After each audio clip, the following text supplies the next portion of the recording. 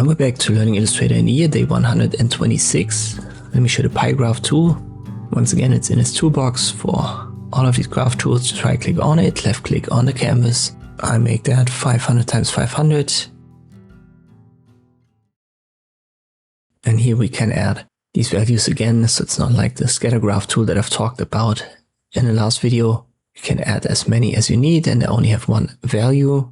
And it doesn't even have to add up to 100%. Illustrator calculates automatically what segment it should have. So for example, Instagram here is 100 in itself.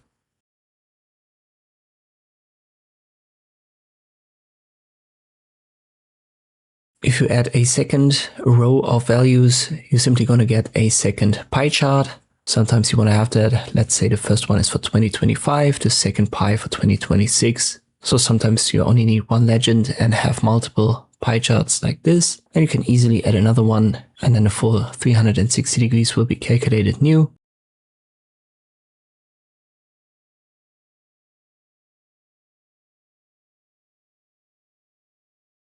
If you want to recolor it, as always, go to Object, then Ungroup. You have to confirm the warning message, then go to Object and Ungroup All. And now you can change the fill color right here.